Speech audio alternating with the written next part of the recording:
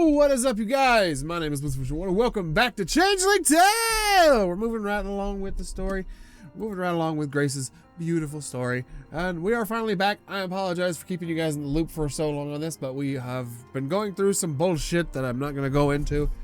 But just because I don't want to, not because it's not y'all's business. It's just because I really don't feel like going into it. But it's been a stressful week. It's been ridiculous. I work at a fan production facility. You guys probably know this by now. Anyway, we're getting a bunch of our Mexico shipments in, so we're really busy and we're really swarmed and we're really full. So it's been a little difficult. I finally finished up, as you've probably seen from Halo going up. I'm finally done with all my recordings, so I can actually start more batch recordings this weekend. I try and do as much recording as I can on the weekends. That way I have a bunch of stuff to edit through the week. So if you guys aren't getting Changing Tale a lot, I try to get at least one of these up a week. Depends on how much bulk recording I made. So, moving right along. Oh yeah, Grant is snoring. The day of our departure dawns, and I gather my things to the rhythm of Grant's snores, wondering how I will wish her farewell without causing us both even more heartache. I do not awaken Grant as I walk out the front door. Hello, Hazel. How miss you too, Miss Hazel. To my surprise, my mare actually seems sad for my departure. It's quite a change of heart from her usual aloof behavior. They say animals can pick up on emotions better than humans. Perhaps she can read how much of this is weighing on me. I'll be back soon. In the meantime, Douglas and Marion will treat you well if you do the same for them. Hazel huffs in reluctant agreement. I put my hand on her velvet muslin. For once, she leans into me, showing a tenderness I've never seen from her before. The sudden show of affection is bewildering, but welcome. It gives me hope that maybe one day we will get along after all.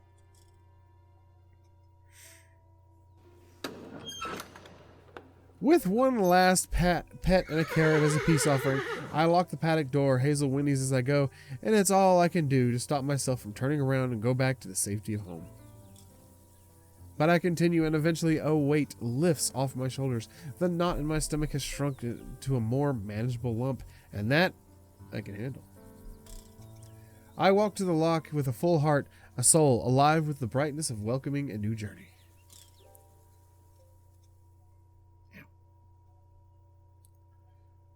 Hi, Doug.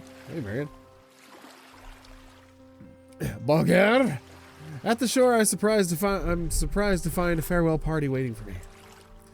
The elder McLeod's sister seems lost in thought, and Douglas, well, who knows what is going on beneath that hair. Bulgar, of course, as chipper as ever. Good morning, lad. All prepared for your voyage. Blah, blah. I toss my bags into the boat and place a vase upon the cairn, signaling Grace to my arrival. As ready as I'll ever be, my friend. That's the spirit that great tales ever written start out with a leap into the unknown, and you're certain diving in head first, eh? Aye, it sure feels that way. Douglas speaks up in a considerably less levity. Welcome, you'll never know to open ocean sailing. We try that sentence again. Malcolm, how's your knowledge of open ocean sailing? I've never sailed beyond the loch. I've been reading up though. Reading's no substitute for experience, lad. The ocean, she's not too tame as Loch Finlay. He's not wrong. Marion starts to pale and fidget, reflecting on my hidden concern. I try to reassure the group.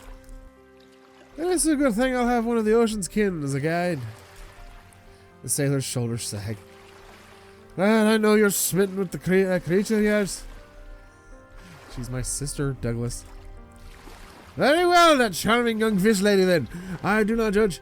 I myself were enamored of the sea till this fair maiden came along. Marion blushes deeply, and I exchange a helpless look with Bulgar. But I'll say, she is no ordinary lass. You'll find a feistier soul in all of Scotland, and the man who follows her beyond the protection of the loch takes his life into his own hands. Douglas, I trust her. She's right behind you. The smartest creature he knows.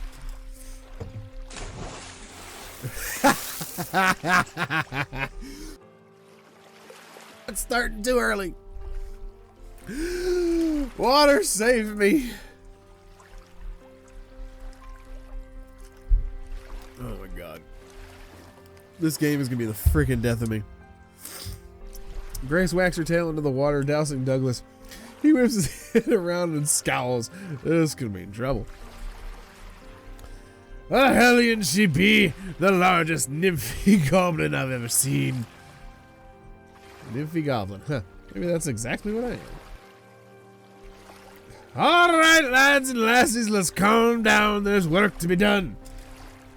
Listen to the ocean, Campbell. She'll tell you a great deal more than your own eyes. And certainly more than that engorged sylph. Grace smiles wider than I've ever seen. Marion shakes her head as she approaches me. You'll keep her out of trouble, won't you, Malcolm? There's no stopping her, but yes, I'll do my best. I pull her in for a tight hug and feel tears against my cheek. Our worlds are turned upside down, and we cling to this final bit of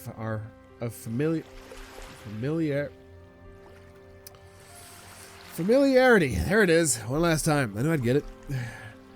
Thank you for everything. You'll keep Gran out of trouble too, won't you? She's a rascal, that one, but Douglas and I can handle her. I'll miss you all. Same. God, my nose. Hey ho! I clamber under the ship as Douglas and Bulgaria push it into the water. Off to the side, I see the two sisters in one final lopsided embrace. The sight is bittersweet, and I know deep down this is what Grace has always wanted. It's better this way, for all of us. I agree. As I pull the ropes and hoist the sail, I call back, Bulgaria, Douglas, take care of you and yours. I expect to find Dr. Cruz no worse to wear upon our return.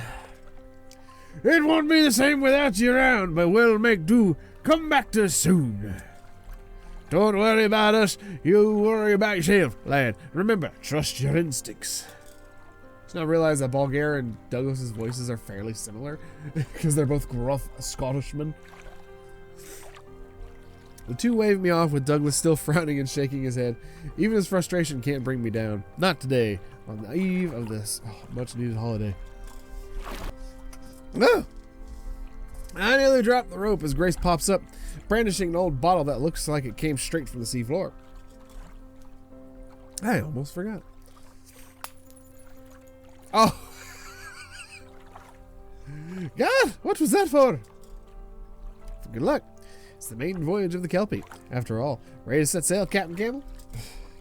I can't help but laugh as I tie the final knots and sit down beside the rudder.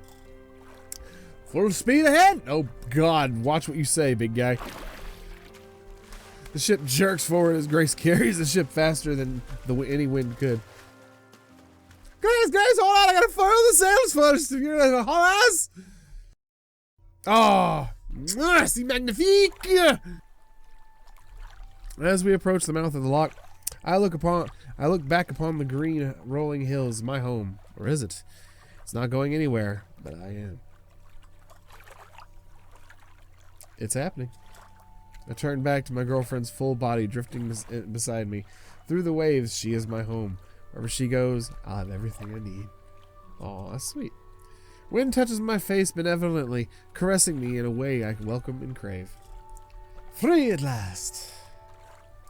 Beyond these cliff walls, there's nothing to box us in. Just you, me, and the ocean. You're a sailor now, Malcolm. You're a wizard, Harry. I'm not sure about that. Not yet. Douglas's advice, though harsh, was wise. I still lack the confidence I probably ought to have in order to tackle the open ocean. What the fuck is wrong with me? When I look upon Grace, her mastery of the water, her prowess, all my fears dissipate. She is now my anchor, my vessel, my compass. And half of my heart, well, more than half. I love you, Grace. I'll make you love the sea too. Oh, c'est magnifique. You guys are amazing. I love it. Can never praise this game enough. Look at the subtle animations. You guys are doing so good. As she helps guide the ship between the narrow stone crevice walls, the entirety of my decision strikes me hard. We break free into the open ocean, and all I see before me is water. Vast, featureless water. Its gray color is stark, yes, but also resembles a great blank slate. A chance to start anew.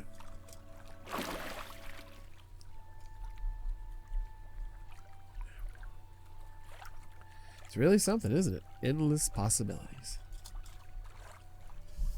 It's daunting. It's exciting. I'm not going to save on that one because I would say it's exciting. I wouldn't say it's dauntless. Grace's giddiness is contagious. I can't help but share her excitement. It's beautiful in its own way. What do you think we'll find over the horizon?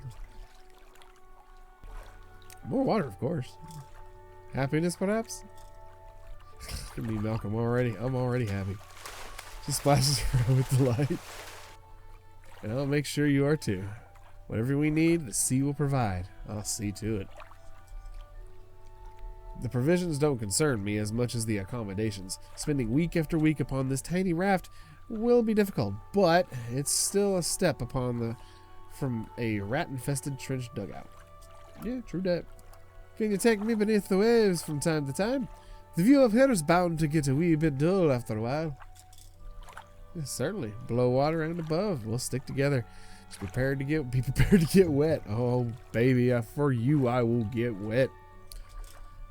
In more ways than fucking. She dives under and reappears, shooting a waterfall straight out of her mouth, dousing me with the first of what is sure to be the trip's mini-soaked.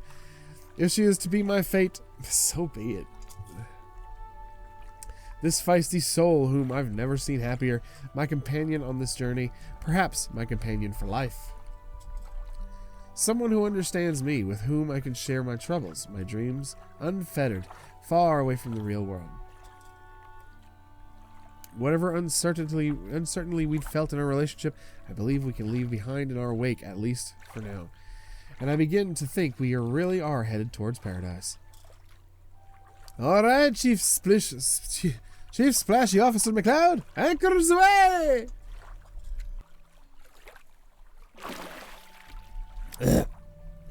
Turn my head long enough to watch the hills of Scotland become shapes on the horizon as the wind steers me towards new prospects. One ship to bring me home, another to take me away.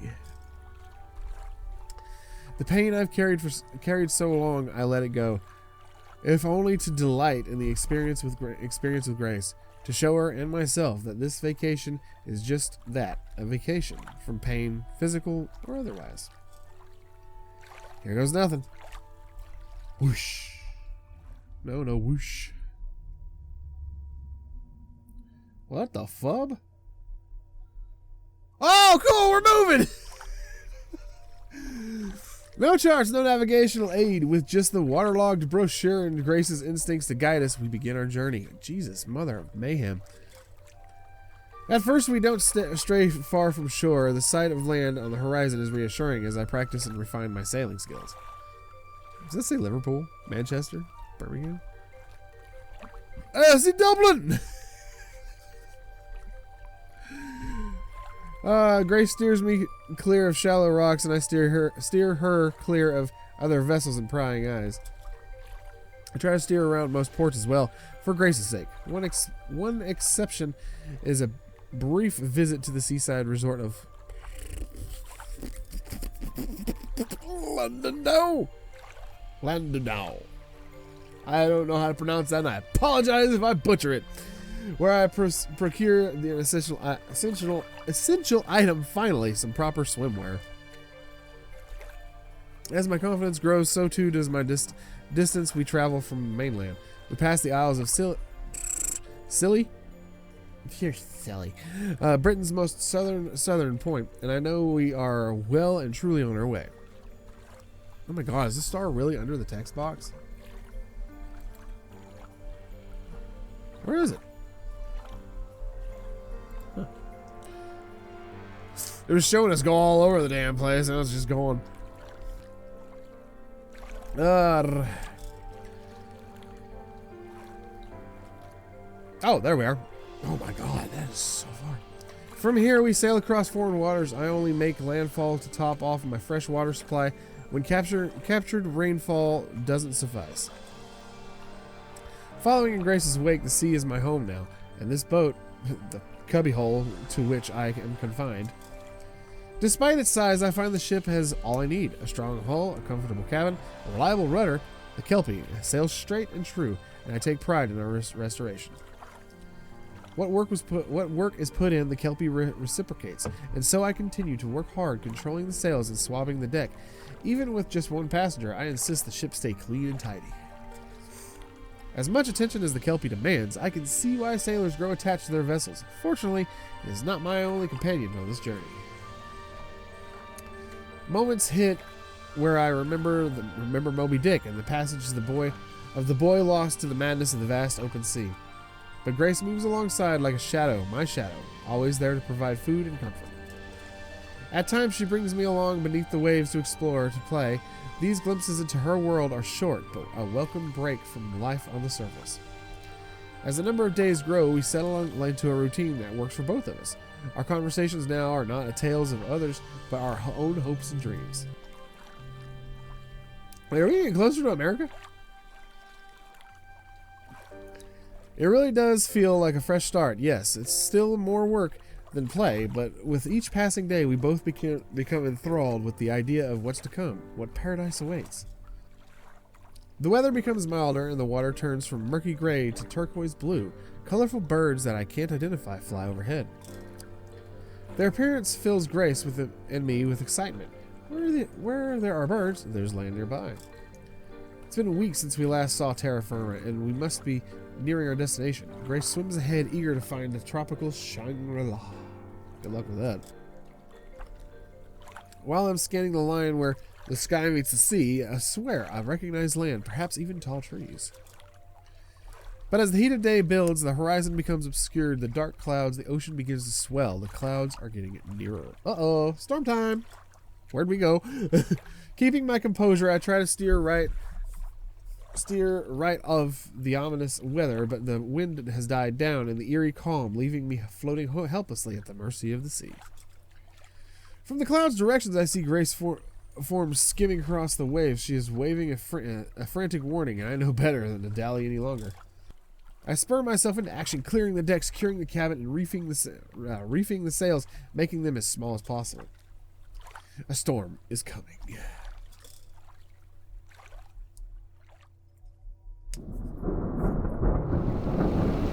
Ooh, that's good sound design. The gale arrives quickly with little warning. It brings with it a devouring rain. It's the heavy, pelting drops that won't cease. They slicken my grip. God damn, that is loud. Okay. They slicken my grip, making it a struggle to hold on to the Kelpie. Hold on as the Kelpie bucks atop an onslaught of surf. Grace braves the rolling water to steady the hull, angling the front of the ship away from the waves that break and spill over the deck. Even her large body is dwarfed by the enormous sea swells. She strains to hold the Kelpie afloat, and I can't tell the force test her. I can tell the force test her strength. God, birds. A rope snaps and begins to lash fiercely. Just as I snatch it from the air and wrestle it back around and the tie down, another cord rips free. The sails are straining before the full force of the gale. If I don't do something fast, it won't be long before we don't have sails. I jump around the mast and pull the head of the mainsails around, heaving too, trying to fill them with wind on the opposite side. The cloth whips and catches the air, slowing the ship and sending it into a dangerous leeward tilt. I hear Grace shout as I cling to the mast for dear life. To think I have any control over my ship's fate now is an illusion. Whoa! I am fully in over my head. The wood I'm holding onto teeters violently. I lift my eyes to the heavens and say a silent prayer to anyone who might be listening. Well, I believe Thor might be listening. My eyes drawn to a ghostly luminescence at the tip of the mast, a delicate, soft glow of violet against the heavy black clouds. It's a captivating phenomenon my grandfather once told me about, and what it portends, at this moment, the mast I've been clinging to seems more dangerous than the churning waters around us. Guys! Over the howling of the wind, it's impossible to know if she can hear me. The glow is getting brighter. Arcs of electricity dance upon its halo. Oh God! All at once, a dread I haven't felt since the war overtakes me. Trust my instincts, Douglas said. Makes that decision. My feet hit the water the moment the lightning strikes. Disorientation, noise echoes in my ears. It's as if the mortar shell is detonating at my feet and released an immersive deluge. My tightening lungs pull me out of the shock. I flail in the water, trying to find which way is up. Rain and salt-laden air fill my chest as I break the surface and swallow a deep breath. I sputter and kick, struggling to stay afloat. My head whips around to locate Grace in the thick of the rain, but the surf around me is too heavy. I can no longer make out her shape, nor my ships, despite their size. I turn just in time to see a massive wave right before it crashes over me. No!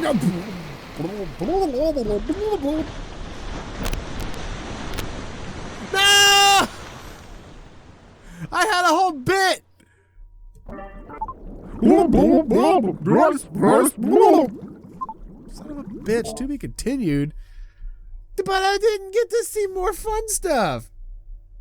Oh man, did I dick myself over? What? To be concluded. Gobblegook! I could have finished this out in the last episode. Dip. That's cool though.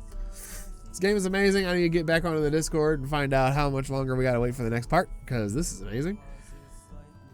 Again, redacted. Is that an actual person, or is that just literally you redacting who it really is? Weird. Huh. I don't know. But again, amazing game. I love it to bits. The fucking subtle waves and the lightning strikes, the sound design, the characters, the story, the art, the feels are so fucking good.